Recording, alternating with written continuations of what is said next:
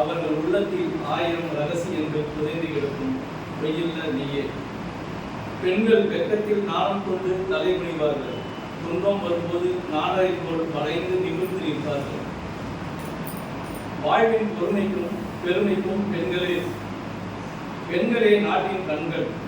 பெண்கள் வானம்பாடி போல் பறந்து செல்ல வாழ்த்துவோம். அழுத குழந்தைக்கு அன்னை உண்மையால் ஞானப்பால் ஊட்டினார். அன்னை கலைவாணியோ கையில் வீணையுடன் தமிழ் பால் ஊட்டினார். அன்னை பராசக்தியோ அநீதி என்றால் அஞ்சாமல் கையில் ஆயுதம் எடுத்து போரிடு என்றார். பெண்ணே தெய்வம் என்று முன்னோர்கள் சொன்னது முற்றிலும் உண்மையே.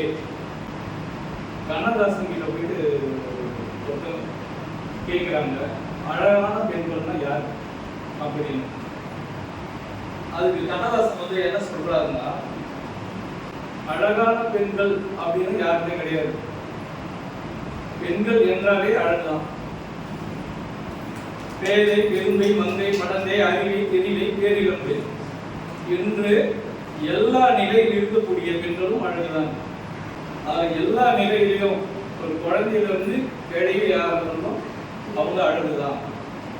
பிரபஞ்ச அழகின் மொத்த துகள் அவள் மகள். வாழ்க்கையை கரை சேர்க்க வரும் துணைவி அவள் மனைவி. இரவில் அனுப்பி வைத்தான் தன்னை, அவள்தான் நம்மை பெற்றெடுத்த அன்னை. தோல்வியிலிருந்து நம்மை காக்கும் வேலி, தோழி முகம் இல்லாத தோழி. இப்படி தோழியாய், மனைவியாய், அன்னையாய், மகளாய் உங்கள் வாழ்க்கையில் ஒரு பெண் உங்களை மாற்றி இருந்தால் அவள்தான் இறைவன் உங்களுக்கு கொடுத்த வரம்.